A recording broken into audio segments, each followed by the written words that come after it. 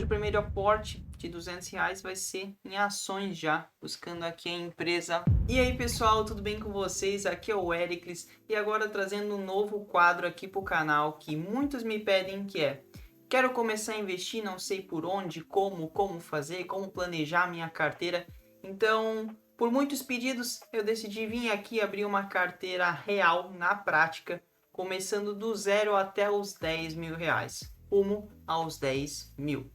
Então é isso que a gente vai fazer aqui. Vou começar com aportes semanais de R$ 200 e alcançar os 10 mil com os investimentos, tá bom? A ideia é toda semana manter o aporte, mostrar o racional por detrás de cada investimento e a minha carteira sempre atualizada.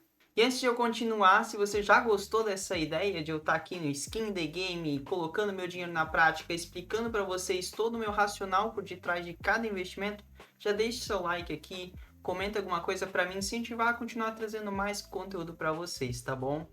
Então, vamos lá pro vídeo.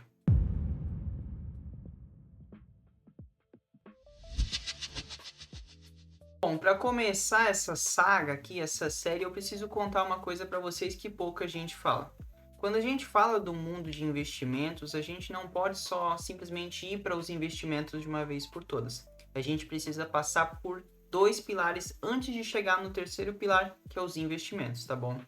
E quais que são os três pilares, Ericles? Vamos lá. O primeiro pilar é a gestão financeira, então o famoso arrumar a casa, ter todas as finanças pessoais em dia, calculando tudo mês a mês, de quanto que a gente gasta, quanto que entra, fazer essa organização por completo, até para a gente já definir um valor que a gente vai conseguir aportar e destinar aos investimentos. Sem a gestão financeira a gente não vai a lugar nenhum, tá bom? Por mais que seja chato ali fazer aquela gestão financeira do dinheiro, colocar em planilha, ver quanto que sai, quanto que entra, esse controle é essencial para a vida de qualquer investidor, tá bom? Segundo pilar é o do planejamento. Então é definir o prazo, os nossos objetivos, as nossas metas no mundo financeiro. Definir também o quanto que a gente precisa investir por mês para alcançar os nossos objetivos, alcançar as nossas metas e traçar um plano estratégico, aonde a gente vai alocar o dinheiro, como a gente vai alocar o dinheiro. Tudo isso visando já ter uma ideia, uma clareza de todas as decisões que a gente vai tomar. E o terceiro pilar daí é o que a gente mais gosta, né? Os investimentos. O que a gente precisa fazer para alcançar os nossos objetivos? Aonde a gente deve alocar? Aí, vamos com calma. Mas lembrando que sem os dois pilares anteriores, a gente não vai a lugar nenhum no mundo dos investimentos, tá bom? Então, com isso, vamos montar um plano estratégico hoje aqui, ver para onde a gente vai alocar esse valor de R$ 200 por semana, ou seja, R$ 800 por mês. Quais que são os objetivos aqui dessa carteira? Então, vem comigo para essa tela fazer o nosso planejamento financeiro. Então, pessoal, vindo aqui para a planilha, eu estou utilizando a da Gofregi Investimentos, que é um escritório parceiro aqui meu. Então, para quem tiver interesse de uma consultoria personalizada, sem conflito de interesse, o link vai estar aqui na descrição, tá? Então, vou estar utilizando a planilha deles para ter esse planejamento financeiro, esse olhar. Eu não vou preencher todos os campos aqui da planilha, até para não ficar um vídeo de 60 minutos, né? Não ficar um vídeo tão extenso, como as principais informações, né? Eu preenchi aqui os meus dados iniciais, até para a gente conseguir ter uma noção mais real, até para mim, ter as ideias aqui. Vindo aqui para o painel da simulação, esse aqui que eu quero mostrar para vocês, tá? Eu estou considerando que a gente está iniciando essa carteira aqui em julho, com um saldo inicial de zero, sem aporte, sem saldo nenhum, e aportando R$ 800 por mês ou R$ 200 por semana, tá? Estou considerando aqui na nossa projeção uma rentabilidade de 14% ao ano. Hoje em dia é muito fácil a gente conseguir isso, tá? Até em ativos isentos de imposto de renda, com uma Selic muito alta, em ativos de muita segurança, a própria taxa Selic está 14, né? Então a gente consegue capturar essa rentabilidade agora. No futuro daí são outros 500, mas eu vou manter essa projeção aqui, que é o que eu venho conseguindo trazer na minha própria carteira. Aqui eu estou colocando como renda mensal desejada, a fórmula de cálculo, e eu pretendo ter uma renda passiva mensal de R$ 10.000 lá na frente, tá? Então, tendo que alcançar um patrimônio de 910 mil, tá bom? Aqui com essas projeções, eu já tenho um resumo dos resultados da nossa simulação. Então, o Golden Point, que significa o Golden Point, Éricas?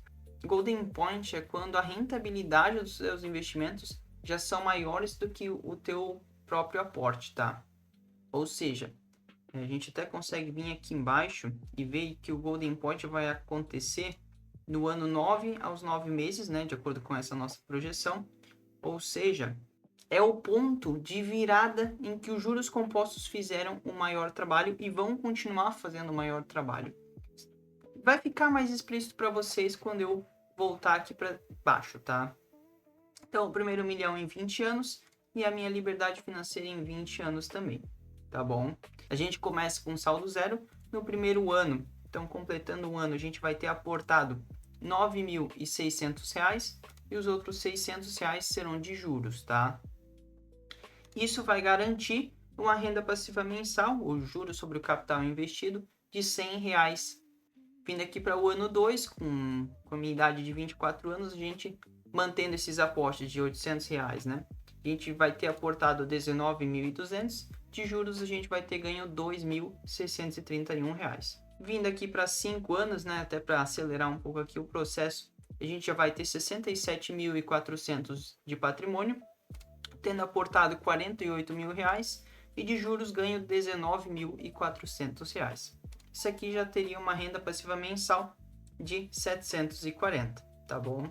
Chegando aqui no nosso 10º ano investindo, mantendo os aportes, mantendo a mesma estratégia, vindo aqui para o 10º ano, a gente atinge o Golden Point, como eu comentei anteriormente, que é quando os juros ultrapassam a quantidade que a gente aportou. E agora os juros compostos começam a fazer o maior trabalho para a gente, tá? Então, aos meus 32 anos, vou ter um patrimônio de R$ 197.268, tendo uma renda passiva mensal já de R$ 2.165 todos os meses, tá bom? Vindo aqui daí para o 20º ano é onde vou atingir a liberdade financeira de acordo com o que eu coloquei aqui como a minha meta, né? Que seria R$ 10.000 por mês de renda passiva, tá bom? Então, vou ter um patrimônio ali aproximado de R$ 928.000, tendo aportado somente, olha o poder dos juros compostos, vê se isso daqui não brilha os olhos, não é lindo.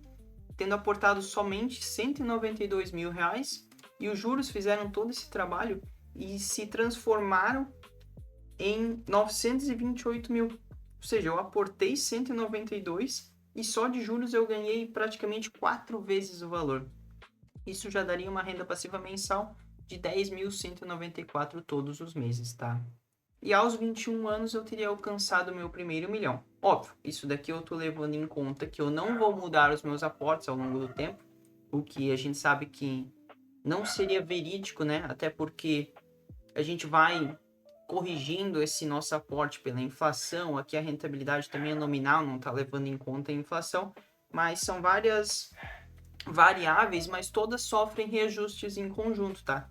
Então, a ideia aqui é ter um panorama, ter uma visão, ter um planejamento e uma projeção, uma clareza de onde a gente quer ir, mas não de que vá se concretizar exatamente dessa forma, tá bom? Quero que isso fique bem claro para vocês. E aqui embaixo na planilha a gente já consegue ter uma visualização daqueles juros compostos que eu falei para vocês, até o Golden Point sendo aqui no 10º ano, de que é quando os juros ultrapassam os aportes. Já repeti isso várias vezes para vocês, mas é um ponto extremamente interessante e que eu quero que fique na cabeça de vocês, tá? Então, olha como os juros compostos trabalham a nosso favor. Feito todo o nosso planejamento financeiro lá, todas as nossas projeções, vamos vir aqui para de fato montar a nossa carteira de investimentos, tá? Eu vou utilizar aqui o site Investidor 10, criar uma carteira aqui no Investidor 10 para a gente ir acompanhando a nossa carteira, fazer todo o gerenciamento do nosso portfólio, tá bom? Então, vindo aqui em distribuição da carteira, como é que eu vou montar a nossa carteira? Eu vou primeiro limpar tudo aqui e vamos adicionar os ativos. Eu vou querer investir bastante em ações. Já quero deixar claro aqui para vocês, tá? Que não é para copiar a minha carteira, porque os perfis de investimento são muito variados. Eu não tenho como encaixar a minha carteira na carteira de vocês. Não faz sentido. Porque eu tenho um perfil de risco, eu tenho um momento de vida, eu tenho uns objetivos que não vão se encaixar com os objetivos, com o momento de vida, com os prazos de vocês, tá bom? Então não é para copiar, já é para ficar bem claro isso aqui, tá? Até porque eu, como estou trabalhando full time com isso daqui, eu tenho um perfil mais arrojado. Eu quero correr mais riscos aqui, pretendo manter esses investimentos aqui para um prazo maior. Eu já tenho uma reserva de emergência por trás dessa carteira. Então, a ideia aqui não é que vocês se baseiem nisso, mas que entendam o racional por trás de todas as decisões minhas, tá bom? Então, vindo aqui para ações, vamos adicionar também a parte de renda fixa, que é extremamente importante. Vamos adicionar a parte de criptomoedas, que eu gosto bastante, sou bem fã. E vamos adicionar também a parte do tesouro direto, tá bom? Tem outras classes de ativos aqui também que eu acho super interessantes, como por exemplo, ETFs internacionais são extremamente importantes. Fundos imobiliários eu acho legal, porém não para o meu perfil, tá? Não acho que faça sentido para mim, porque eu não busco ter ainda essa distribuição de renda passiva mensal, e sim uma valorização, um ganho de patrimônio maior, tá bom? Fundo de investimento não acho que faz sentido para mim nesse momento. REITs também acho que não. E stocks, que são as ações lá no mercado de fora, atualmente não vai fazer sentido ainda, que a gente vai ter uns custos mais elevados para fazer a questão do câmbio e do spread, tá? Quando é uma carteira menor. Mas, então, uma coisa que eu vou adicionar aqui vai ser os ETFs, tá bom? Então, como é que vai ficar o rebalanceamento aqui da minha carteira atualmente? Então, a forma que eu decidi trazer aqui para vocês a minha carteira de investimentos até os 10 mil reais vai ser da seguinte forma. 50% em ações brasileiras. Eu acho que a gente está em um ótimo momento para investir em ações. Com a Selic nas alturas, a gente tem ótimas empresas extremamente descontadas. Renda fixa 20%, até para a gente manter ali uma reserva de oportunidade caso o mercado venha desabar em algum dia, por algum motivo, talvez eleições, não sei. A gente ter um caixa, uma reserva de oportunidade para conseguir alocar nesses momentos. Até para a gente ter uma posição ali em Bitcoin, que eu acho que é um ativo que tem um bom risco-retorno, uma boa relação em questão de o quanto que ele pode subir frente ao quanto que ele pode cair. Então eu gosto bastante, tá? Principalmente nos preços atuais ali, perto de 65 mil dólares, tá bom? Tesouro direto, 10%.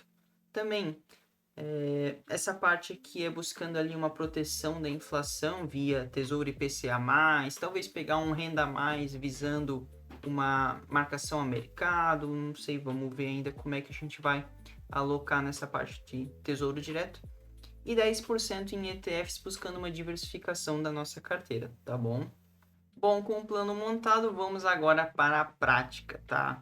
Hoje o primeiro aporte de R$200 vai ser em ações já, buscando aqui a empresa Vulcabras, a dona de marcas como Olímpicos, Mizuno, Under Armour, uma empresa de calçados do varejo com uma marca forte, uma geração de caixa bem forte, com um histórico de lucro muito interessante, com uma verticalização de operação bem interessante. Eu não vou me aprofundar muito aqui na tese da empresa, mas vou dar um overview geral dos indicadores e de por que eu estou alocando nela nesse momento, tá bom?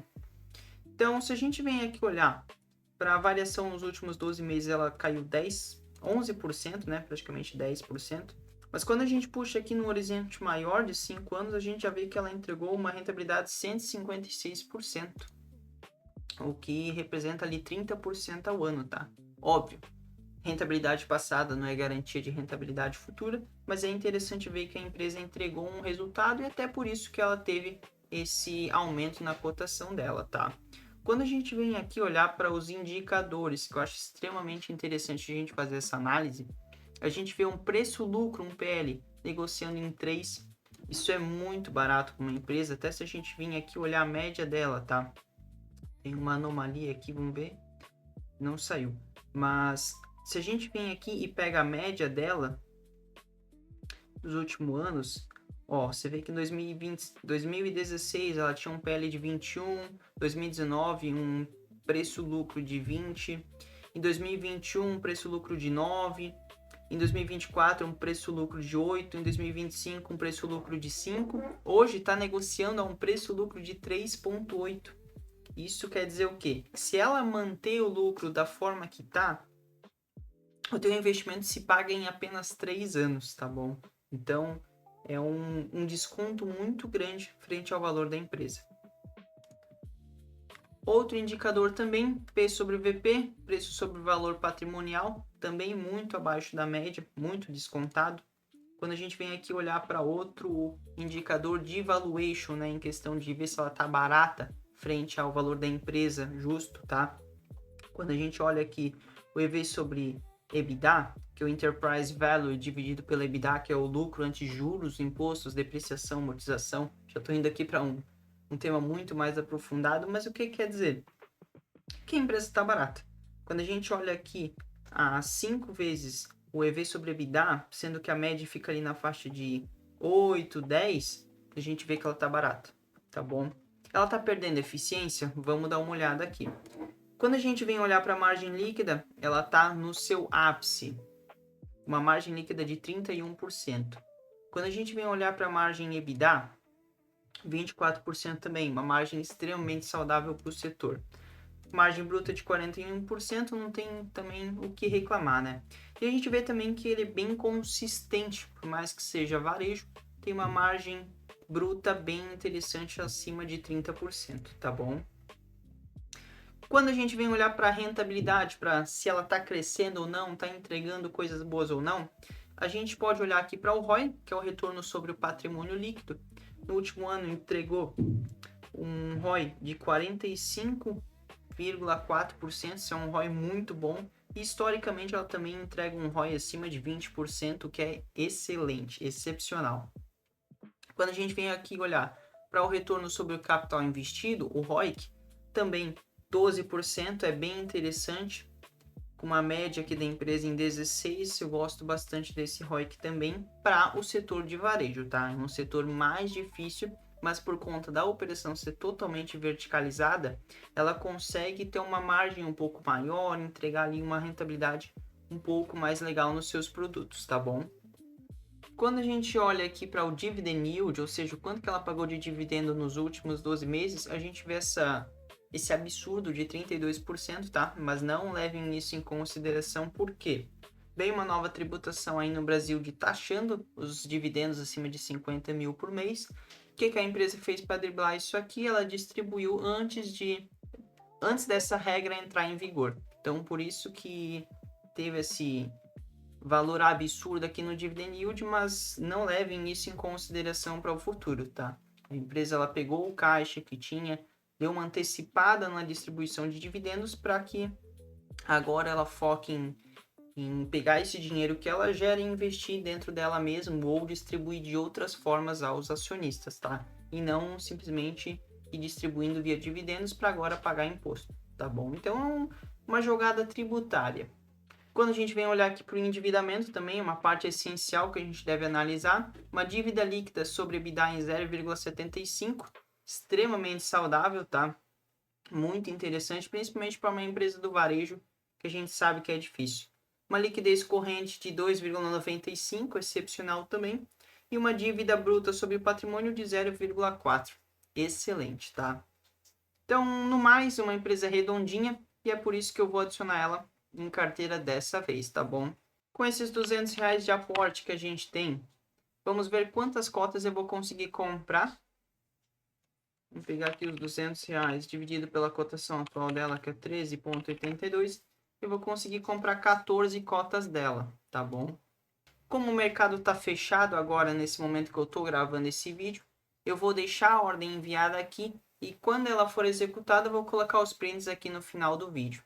E no mais é isso, toda semana eu estarei retornando aqui para mostrar como é que está indo a nossa carteira, para a gente tirar esse plano do papel e virar uma carteira de fato de investimentos, visando ali o rumo aos 10 mil e depois vamos ver o que o futuro nos aguarda. E se esse vídeo aqui fez sentido para você, já deixa aqui nos comentários qual que é a tua meta de investimento, se é chegar aos 10 mil primeiro, se você já alcançou esse patamar e está visando os 100 mil, os 500 mil, 1 milhão, né? E se você gostou dessa ideia de vídeo aqui em que eu mostro meu racional, mostro a minha parte de análise, minha parte de planejamento para vocês, se inscreve, deixa o comentário aqui embaixo e o like que eu vou continuar trazendo mais conteúdo para vocês, tá bom? Um abraço e até o próximo vídeo. Valeu!